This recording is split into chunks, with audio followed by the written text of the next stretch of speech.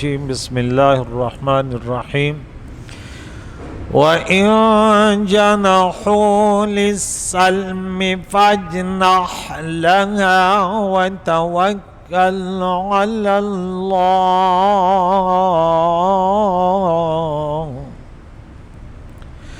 إِنَّهُ هُوَ السَّمِيعُ الْعَلِيمُ صدق اللہ العظیم۔ سورہ انفال کی آیت نمبر 60 کا درس ہم نے سماعت فرمایا کہ مسلمانوں کو لیے دین کی تبلیغ، تشہیر اور انسانوں کو امن دینے کے لیے جدوجہد کا نام جہاد، یعنی فساد کا اپوزٹ۔ ایک ہے فساد اور ایک ہے امن قائم کرنا۔ امن قائم کرنے کے لیے اور انسان کی زندگی کے مقصد کے راہ پر انسان کو گامزن کرنے کے لیے، شیطان اور نفس سے بچانے کے لیے، اس کے لیے جو انسان اپنے مال جان کی قربانی دیتا ہے اس کا نام ہے جہاد۔ ٹھیک ہے، کوئی اس کا اور معنی کرے تو اس کا گھریلو معنی ہوگا، شریعت مطہرہ میں ہے۔ آج کے سبق میں ہم سنیں گے اے محبوب وَإِن جَنَحُوا لِلسَّلْمِ فَاجْنَحْ لَهَا، اور اگر دشمن غیر مسلم صلح کی طرف مائل ہوں تو آپ بھی ان کے طرف مائل ہوں، اور وَتَوَكَّلْ عَلَى اللَّهِ، اور اللہ کے ذات پر بھروسہ رکھیے کہ بے شک وہ سننے والا ہے اور علم رکھنے والا ہے، یعنی ان سے صلح قبول کر لو۔ یہ حکم تب ہے، اس میں کچھ شرائط بھی ہیں، ٹھیک ہے، جبکہ صلح میں مسلمانوں کا فائدہ ہو، جیسا کہ قرائن سے معلوم ہو رہا ہے۔ خیال ہے کہ مشرکین و کفار سے صلح اور جزیہ لینا جائز ہے، مگر مرتدین سے صرف جنگ یا اسلام، نہ ان سے صلح جائز نہ جزیہ سے۔ جو مرتد ہو گئے اب وہ دوبارہ دین کی طرف آئیں گے۔ یہاں پہ رب کریم نے فرمایا کہ صلح کی طرف مائل ہوں تو تم بھی ان کے طرف تیار رہو۔ تو اس سے پہلے آیت میں دشمن کو مرغوب کرنے کے لیے اسلحہ مہیا کرنے کا حکم دیا تھا، اور اس آیت میں فرمایا کہ اگر دشمن صلح کی طرف مائل ہوں تو صلح قبول فرما لیں۔ بعض مفسرین نے اس آیت مقدسہ میں لکھا کہ یہ منسوخ ہے، کہ ان سے صلح نہیں ہے، ٹھیک ہے، اور ناسخ اس آیت سورہ نمبر 9 آیت نمبر 5 سورہ توبہ کی اس آیت کو لکھا کہ اقتلوا المشرکین حیث وجدتموہم، ٹھیک ہے، کہتے ہیں یہ ناسخ ہے، اور یہ جو اب ہم نے آیت پڑھی یہ منسوخ ہے۔ اور قاتل الذین لا یؤمنون باللہ ولا بالیوم الآخر، یہ آیت نمبر 29، جو لوگ اللہ پر اور یوم آخر پر ایمان نہیں لاتے ان سے قتال کرو۔ اور بعض علماء نے یہ کہا کہ آیت منسوخ نہیں ہے، لیکن یہ آیت صلح کے حکم کو متضمن ہے، شامل ہے، جبکہ صلح میں مسلمانوں کی بہتری ہو، اور جب مسلمانوں کے امیر کی رائے یہ ہو کہ ان سے صلح کی جائے تو پورے ایک سال صلح، ایک سال کے لیے صلح نہیں کرنی چاہیے، اور اگر مشرکین کی قوت زیادہ ہو تو 10 سال تک بھی ان سے صلح کرنی جائز ہے، اور اس مدت سے زیادہ تک صلح کرنی جائز نہیں ہے۔ اور اس میں رسول اللہ علیہ وسلم کی اقتداء ہے، کیونکہ آپ صلی اللہ علیہ وسلم نے صلح حدیبیہ کے مقام پر 10 سال کی صلح کی ہے، پھر انہوں نے مدت پوری ہونے سے پہلے عہد شکنی کی، اور اس صورت میں پھر فتح مکہ کا وہ واقعہ رونما ہوا۔ خلاصہ یہ کہ اگر مسلمان کمزور ہوں اور دشمن غالب ہو تو وہ دشمن کو مال دے کر بھی صلح کر سکتے ہیں اگر مغلوب ہوں، ٹھیک ہے، اور اگر صلح میں مسلمانوں کی مصلحت ہو تو وہ مال دے کر بھی صلح کر سکتے ہیں، جیسا کہ سورہ انفال کی اس آیت کا تقاضا ہے۔ اور اگر مسلمان طاقتور ہوں اور ان کے پاس بہت اسلحہ اور بہت زیادہ افرادی قوت ہو تو پھر دشمن سے صلح کرنا جائز نہیں ہے، جیسے پیارے نبی کے نام سے جو سورت منسوب ہے، سورہ محمد کہ آیت نمبر 35 کا تقاضا ہے، تو پھر صلح نہ کرے۔ بہرحال اس میں مختلف صورتیں ہیں۔ آگے فرمایا وَإِن يُرِيدُوا أَن يَخْدَعُوكَ، اگر آپ یہ دشمن آپ سے دغابازی، دھوکہ، فریب، مکر کا ارادہ کریں تو فِإِنَّ حَسْبَكَ اللَّهُ، تو اللہ آپ کو کافی ہے، وَاللَّهُ أَيُّدُكَ وَاللَّهُ يَعْصِمُكَ مِنَ النَّاسِ، سورہ نمبر 5 آیت نمبر 67 میں رب نے فرمایا اللہ آپ کو اب دین کی تبلیغ کرے، اللہ کی وحدانیت کا پیغام پہنچائے، اللہ آپ کی حفاظت ان کے شروں سے کرے گا، اللہ آپ کی حفاظت کرے گا۔ تو یہاں فرما اللہ آپ کے لیے کافی ہے، آپ جو قوانین ہیں اس پر چلیں اور ان سے آپ محفوظ ہیں، اللہ آپ کے لیے کافی ہے، کیونکہ عام اعلان ہے سورہ نمبر 65 آیت نمبر 3 میں وَمَن يَتَوَكَّلْ عَلَى اللَّهِ فَهُوَ حَسْبُهُ، جو اللہ پر بھروسہ کرتا ہے اللہ اس کے لیے کافی ہے۔ تو پھر نبی جیسے اللہ کے ذات پر بھروسہ کرنے والا کون ہو سکتا ہے؟ وَالَّذِي أَيَّدَكَ بِنَصْرِهِ، وہی اللہ ہے جس نے اپنی مدد اور مسلمانوں کی جماعت سے وَبِالْمُؤْمِنِينَ آپ کی تائید فرمائی، آپ کی مدد فرمائی، تو مسلمانوں کے ذریعے اللہ نے آپ کو قوت دی۔ اس میں مختلف رائے ہیں مفسرین کے کہ اس سے مراد کون ہے۔ تو بعض نے کہا کہ انصار مہاجرین ہیں جو مکہ مدینہ طیبہ میں ایمان لائے، بعض نے بولا کہ انصار بھی ہیں، انہوں نے بھی حضور علیہ السلام جب مدینہ طیبہ گئے تو انہوں نے بڑی مدد کی، ان کی مدد کی ہے، سب کچھ نبی کے نام پہ قربان کر دیا۔ اور آگے فرمایا وَأَلَّفَ بَيْنَ قُلُوبِهِمْ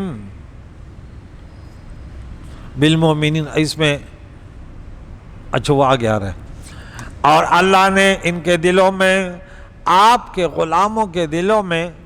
جو کئی سالوں سے دشمنی چلی آ رہی تھی، عرب اس پر بڑے اپنے آپ کو بہادر سمجھتے تھے کہ وہ انتقام معاف نہیں کرتے تھے، اور خاص کر یا مدینہ تو طیبہ میں جو کئی سالوں سے یہ سلسلہ جاری تھا، اللہ نے حضور علیہ السلام کی برکت سے کہ وہ رحمت للعالمین ہے، مسلمانوں کے دلوں میں محبت ڈال دی۔ لو انفقت ما فی الارض جميعا، اگر آپ جو کچھ دنیا میں ہے سب خرچ کرتے پھر بھی محبت پیدا نہ کرتے، لیکن یہ اللہ کی قدرت ہے جو آپ کو عطا کی، مَعَلَّفْتَ بَيْنَ قُلُوبِهِمْ، آپ ان کے دلوں میں یہ محبت پیدا نہ کر سکتے، لیکن اللہ نے ان کے دلوں میں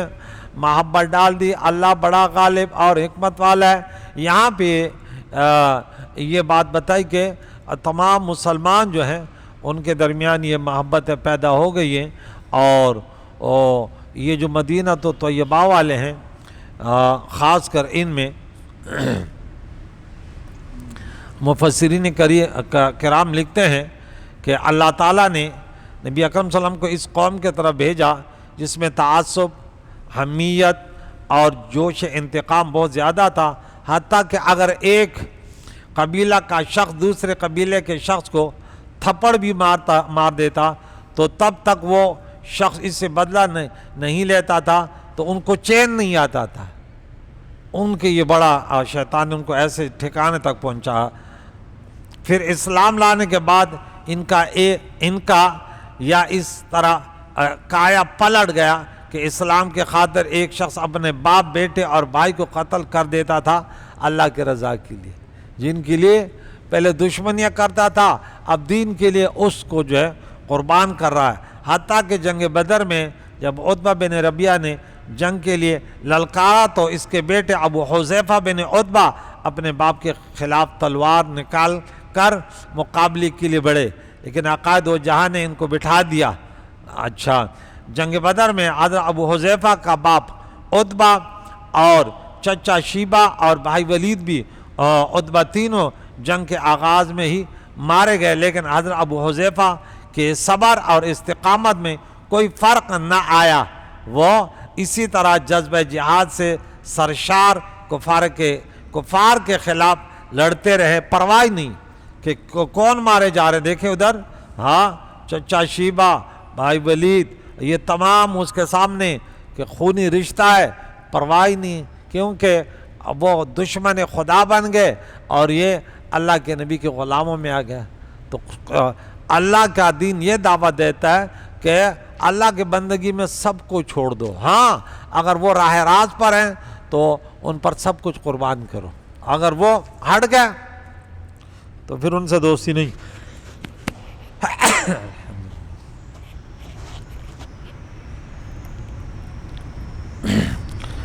عبد الرحمن بن ابی بکر جنگ بدر میں کافروں کی طرف سے لڑنے آئے تھے، اس وقت ایمان نہیں لائے، اور انہوں نے مسلمانوں کو مقابلے کے لیے للکارا اور کہا میں عبد الرحمن بن عتیق، و عتیق صدیق اکبر رضی اللہ عنہ کا لقب ہے، آزاد ہوا، کہ میرے لیے مقابلے میں کون آئے گا. تو صدیق اکبر رضی اللہ تعالیٰ نے تلوار درمیان سے لگا کر آگے بڑھے. حضور علیہ السلام نے صدیق اکبر رضی اللہ تعالیٰ سے فرمایا اپنی تلوار کو میان میں رکھو اور اپنے جان سے ہمیں نفع پہنچاؤ. حضور کو تو پتہ تھا کہ آنے والے وقت یہ بھی تیرے غلام، ہمارے غلام میں آئے گا، ایمان سے مشرف ہوگا. بولے چھوڑ دو. یعنی انہوں نے یہ پرواہ نہیں کی کہ بیٹا ہے، ہاں جو اپنے خاندانوں کے لیے کس قدر لڑتے تھے، اب جب دین اسلام میں آئے تو سب کو بلا دیا صرف اللہ کی بندگی. اور یہ سب لوگ اللہ اور اس کے رسول کے اطاعت پر متفق ہو گئے اور سب آپ کے آوان اور انصار بن گئے. آوان اور مددگار کی جمع.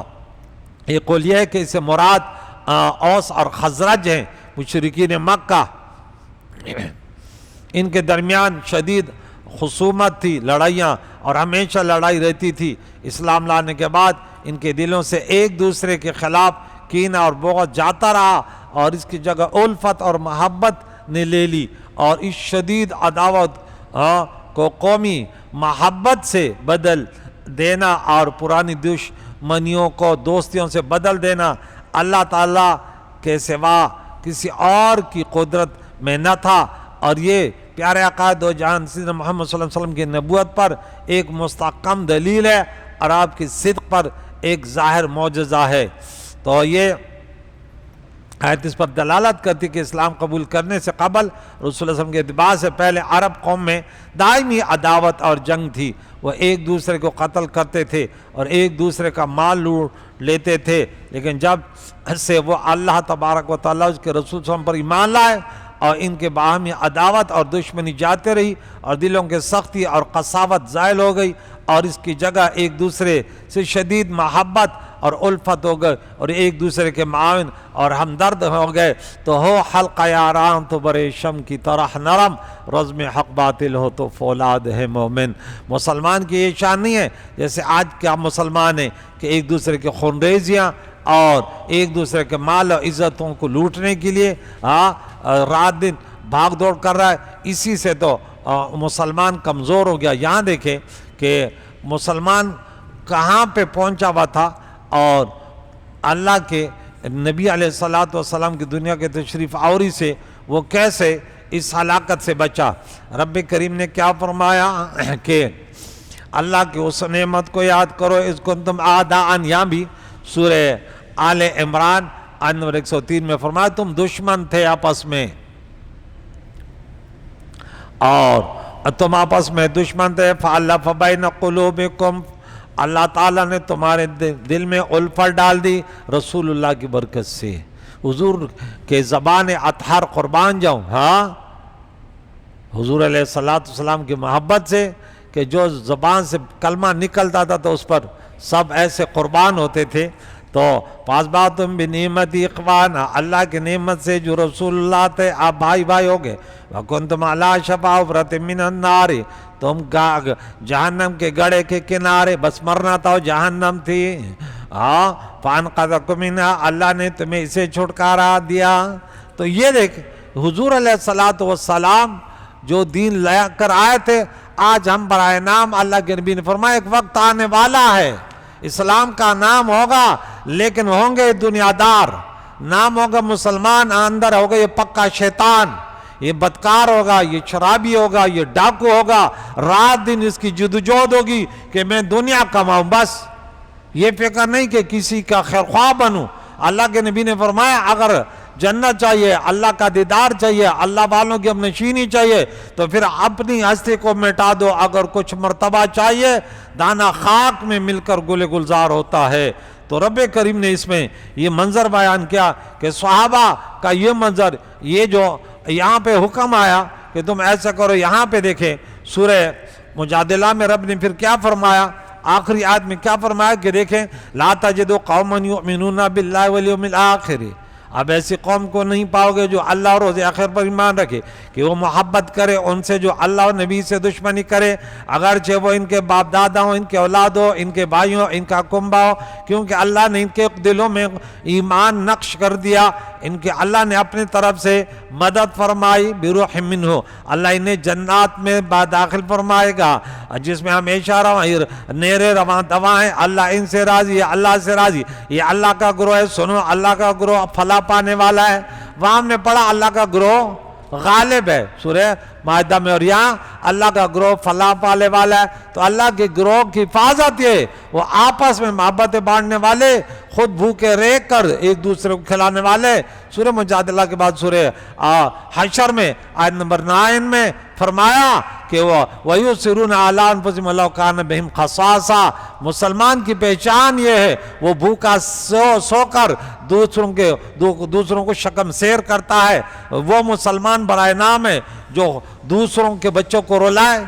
دوسروں کے بچوں کو یتیم اور دوسروں کی عورتوں کو بیوہ بے سہارا کرے، یہ مسلمان کا شیوا نہیں ہے، یہ مسلمان کے نام پر دھبا ہے۔ تو رب کریم نے فرمایا یا ایھا النبی حسبک اللہ، پھر فرمایا اللہ آپ کے لیے کافی ہے، اللہ ومن اتبعک من المؤمنین، اور وہ جو آپ کے پیروکار ہیں مسلمانوں میں۔ یہاں شان عمر فاروق رضی اللہ تعالیٰ عنہ بیان ہو رہی کہ وہ جب اسلام لائے تو اس سے دین کو بڑی تقویت ملی۔ حضرت عمر وہ ہستی ہے جس کو مانگا گیا اللہ تعالیٰ سے، ہاں کتنی بہادری تھی ان کے اندر، کتنی شجاعت ہے، اس کا کھول کر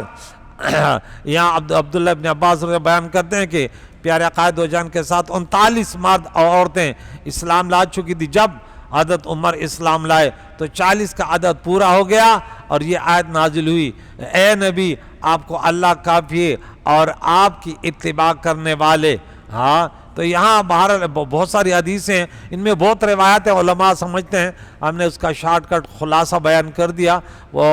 اختلافات اور وہ اپنی جگہ ہے، لیکن اللہ تعالیٰ نے مسلمانوں کے ذریعے بھی کہ وہ ایمان لائے اور سب کچھ مال جان سب کچھ نبی کے غلامی میں انہوں نے بولا یا رسول اللہ آرڈر کریں، ہم جان کی بھی قربانی دے رہے ہیں، مال کی بھی، وطن کی بھی، سب کچھ۔ آج کا مسلمان اگر وہ عہد وفا کرے تو یقیناً ہم اسرائیل کو بھی شکست دے سکتے، دنیا کی کوئی قوت ہمیں زیر نہیں کر سکتی۔ ہاں وَلَا تَهِنُوا وَلَا تَحْزَنُوا وَأَنْتُمُ الْأَعْلَوْنَ إِن كُنتُم مُؤْمِنِينَ، اگر مومن ہو، مومن وہ ہے جو صحابہ کے نقش قدم پر چلے، تو پھر تم غمزدہ دل شکستہ نہ ہو، تم ہی اعلیٰ رہو گے، تم مغلوب اور مظلوم نہیں رہو گے۔ کریم اللہ سے دعا قرآن پاک کی پیارے تعلیمات سے ہم سب کو بہر امن فرمائے، ہم سب کے مشکل آسان فرمائے، دین اسلام پر چلنا، اسی پر زندگی ہو، اسی پر موت ہو، بس یہی تڑپ ہے۔ یا غیاث المستغیثین اغثنا یا رب، صلی اللہ علیہ محمد و صحبہ اجمعین برحمتک یا ارحم الراحمین۔